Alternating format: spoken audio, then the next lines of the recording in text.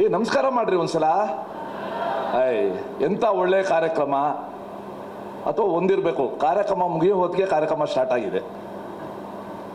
ಇವತ್ತು ಇಡೀ ನಾಡಿಗೆ ಒಂದು ಭರವಸೆ ಕೊಡುವ ಒಂದು ಕಾರ್ಯಕ್ರಮ, ನಮ್ಮೆಲ್ಲರ ವಿಶ್ವಾಸ ಹೆಚ್ಚಿಸುವ ಕಾರ್ಯಕ್ರಮವನ್ನು ಗೋವಿಂದರಾಜನಗರ ಮತ್ತು ರಾಜಾಜಿನಗರದ ಈ ಸಂಗಮ ಕ್ಷೇತ್ರದಲ್ಲಿ ರಾಜ್ಯದ ಮುಖ್ಯಮಂತ್ರಿಗಳು ಲೋಕಾರ್ಪಣೆ ಮಾಡಿರೋದು ಮತ್ತು ಶ್ರೀ ದಿನೇಶ್ ಗುಂಡೂರಾವ್ ಅವರು ಹೆಚ್ಚು ಆಸಕ್ತಿಯಿಂದ ಈ ಕಾರ್ಯ ಅನುಷ್ಠಾನಕ್ಕೆ ಬರೋಕ್ಕೆ ಮುಖ್ಯ ಕಾರಣಕರ್ತರಾಗಿರೋದು ನಮ್ಮೆಲ್ಲರಿಗೂ ಕೂಡ ಹೆಚ್ಚು ವಿಶ್ವಾಸ ತಂದಿದೆ.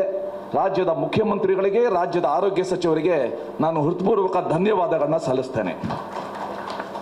ಈ ಸಮಯದಲ್ಲಿ ನನಗೆ ಆ ಹರೀಶ್ ಜ್ಞಾಪಕಕ್ಕೆ ಬರ್ತಾ ಇದ್ದಾರೆ. ಹರೀಶ್ ನಮಗೆಲ್ಲ ಗೊತ್ತಿದೆ, ನೆಲಮಂಗಲ ಹೈವೇನಲ್ಲಿ ಅವ್ರ ಮೇಲೆ ವೆಹಿಕಲ್ ಹರಿದು ಹೋಗಿ ಅವ್ರ ದೇಹ ಅರ್ಧ ತುಂಡಾದಾಗ, ನೀರಿಗೋಸ್ಕರ ಅವರು ಪರದಾಡ್ತಾ ಇದ್ದಾಗ ಸಹಾಯ ಬರ್ದೇನೆ ಎಲ್ಲ ವಿಡಿಯೋ ತಗೊಳ್ತಾ ಇದ್ರು. ಆ ಹರೀಶ್ ಸ್ಥಿತಿ ಯಾರಿಗೂ ಕೂಡ ಬರಬಾರ್ದು. ಈ ಹಿನ್ನೆಲೆಯಲ್ಲಿ 2008ನೇ ಇಸ್ವಿ ಆಗಸ್ಟಲ್ಲಿ ಏನು 1108 ಯೋಜನೆ ಪ್ರಾರಂಭ ಆಯಿತು. ಇವತ್ತು ಇಡೀ ರಾಷ್ಟ್ರದಲ್ಲೇ ಒನ್ ಆಫ್ ಇಟ್ಸ್ ಕೈಂಡ್ ಕಾರ್ಯವಾಗಿ ಇವತ್ತು ಮಾರ್ಪಾಡಾಗಿದೆ. ಸಂಪೂರ್ಣ ರಾಜ್ಯ ಸರ್ಕಾರ ಈ ಕಮಾಂಡ್ ಮತ್ತು ಕಂಟ್ರೋಲ್ ಸೆಂಟರ್ನ ಇವತ್ತು ಪ್ರಾರಂಭ ಮಾಡಿ ಎಲ್ಲ ಆಂಬ್ಯುಲೆನ್ಸ್ ನಡುವೆ ಸಮನ್ವಯ ತಂದು ನಮ್ಮ ರಾಜ್ಯದ ನಾಗರಿಕರಿಗೆ ಅತ್ಯುತ್ತಮ ಸೇವೆ ಕೊಡುವ ಒಂದು ದೊಡ್ಡ ಕಾರ್ಯಕ್ರಮ ಇವತ್ತು ಆಗಿದೆ. ಈ ಸಮಯದಲ್ಲಿ ನಾನು ವೈಯಕ್ತಿಕವಾಗಿ ರಾಜ್ಯದ ಮುಖ್ಯಮಂತ್ರಿಗಳಿಗೆ ಮತ್ತು ಶ್ರೀ ದಿನೇಶ್ ಗುಂಡೂರಾವ್ ಅವ್ರಿಗೆ ಒಂದು ವಿಷಯಕ್ಕೋಸ್ಕರ ಧನ್ಯವಾದಗಳನ್ನ ಹೇಳಬೇಕು. ಸರ್, KGF ಹತ್ತು ಒಬ್ಬಳು ಹುಡುಗಿ ಕುಸುಮ ಅಂತ, ಆ ಹುಡುಗಿ SLC ಓದ್ತಾ ಇದ್ಲು. ಸ್ಕೂಲ್ಗೆ ಹೋಗುವಾಗ ಯಾವುದೋ ಟ್ರ್ಯಾಕ್ಟರ್ ಬಂದು ಹೊಡೆದ್ಬಿಡ್ತು. ಅವರಪ್ಪ ಬಡ ರೈತ, 1.5 ಎಕರೆ ಜಮೀನು. ಆ ತಂದೆಗೆ ಏನು ಮಾಡಬೇಕು ಅಂತ ಗೊತ್ತಾಗಲಿಲ್ಲ. KGFಗೆ ಹೋದರು, ಕೋಲಾರ ಡಿಸ್ಟ್ರಿಕ್ಟ್ ಆಸ್ಪತ್ರೆಗೆ ಹೋದರು, ಜಾಲಪ್ಪ ಆಸ್ಪತ್ರೆಗೆ ಹೋದರು, ಎಲ್ಲೂ ಟ್ರೀಟ್ಮೆಂಟ್ ಸಿಗಲಿಲ್ಲ. ಕೊನೆಗೆ ಬೆಂಗಳೂರು ಬಂದು ವೈಟ್ ಫೀಲ್ಡಲ್ ಹತ್ರ ಯಾವುದೋ ಒಂದು ಖಾಸಗಿ ಆಸ್ಪತ್ರೆಗೆ ಹೋದರು. ತುಂಬ ತಡ ಆಗೋಗ್ಬಿಟ್ಟಿತ್ತು. SSLC ಓದ್ತಾ ಇದ್ದ 14 ವರ್ಷದ ಹುಡುಗಿ ಅವಳ ತೊಡೆವರೆಗೂ ಕಾಲು ಕಟ್ ಮಾಡಿಬಿಟ್ರು.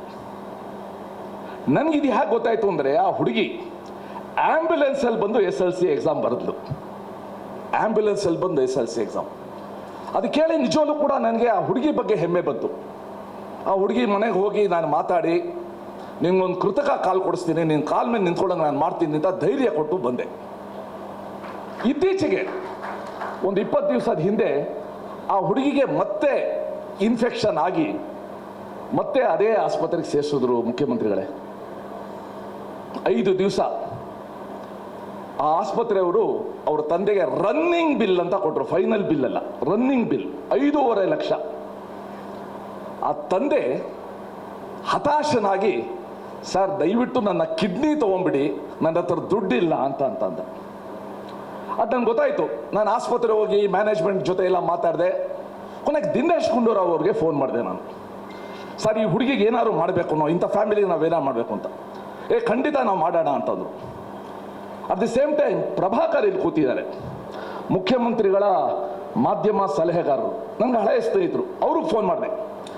ಫೋನ್ ಮಾಡಿ ಅವರು ಇದ್ರ ಬಗ್ಗೆ ಇವರಿಬ್ಬರು ಇನಿಷಿಯೇಟಿವ್ ತಗೊಂಡು ರಾಜ್ಯದ ಮುಖ್ಯಮಂತ್ರಿಗಳ ಕಚೇರಿಯಿಂದ ಆ ಆಸ್ಪತ್ರೆಗೆ ಗ್ಯಾರಂಟಿ ಕೊಟ್ಟು ಆ ಹುಡುಗಿಯ 5.5 ಲಕ್ಷ ರೂಪಾಯಿ ಬಿಲ್ಲನ್ನು ಮುಫ್ತಿ ಮಾಡಿದ್ದು ರಾಜ್ಯ ಸರ್ಕಾರದ ಸಿದ್ದರಾಮಯ್ಯನವರ, ದಿನೇಶ್ ಗುಂಡೂರಾವ್ ಅವರ, ಪ್ರಭಾಕರ್ ಅವರ ಒಂದು ದೊಡ್ಡ ಕೊಡುಗೆ. ಆ ಹುಡುಗಿ ಇವತ್ತು SSLCಯಲ್ಲಿ ಫಸ್ಟ್ ಕ್ಲಾಸಲ್ಲಿ ಪಾಸ್ ಆಗಿದ್ದಾಳೆ. ಇಷ್ಟೆಲ್ಲ ಕಷ್ಟ ಅನುಭವಿಸ್ತೋಳು.